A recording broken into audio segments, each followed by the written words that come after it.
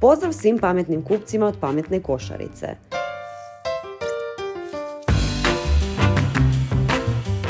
Dodatan problem je i što nam zbog šinflacije postaje teže usporediti cijene proizvoda. Ako imamo čokoladu od 75, 80 i 100 grama, teško nam je na licu mjesta odraditi mentalnu matematiku kako bismo vidjeli koju nam se najviše isplati kupiti. No ne brinite, borba za fer i pristupačnu košaricu nije izgubljena. Će vam pomoći da izbjegnete utjecaj šinflacije.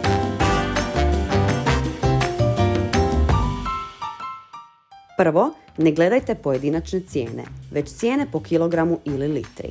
Trgovine ih po zakonu moraju istaknuti, a pomoći će vam da usporedite cijene proizvoda, pa čak i da vidite je li cijena rasla i je li se proizvod smanjio, a cijena ostala ista. To nije uvijek jednostavno, kao što smo vidjeli na primjeru toaletnog papira, gdje osim broja rola moramo pripaziti i na broj listića, jer se role mogu razlikovati u veličini. No i taj primjer nam pokazuje da uvijek postoji način da usporedimo proizvode, samo ponekad u to treba uložiti više truda. Kupujte na akcijama i u većim količinama kada je to moguće i isplativo. Ovaj savjet vrijedi pri svakoj pametnoj kupovini, pa tako i kad je riječ o šinflaciji. Nemojte kupovati slijepo vjerujući brendovima koje ste uvijek kupovali.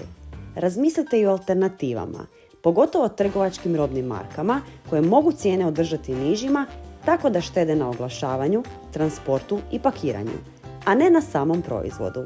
Sada znate sve što trebate da u sljedećoj kupnji izbjegnete zamke šinflacije.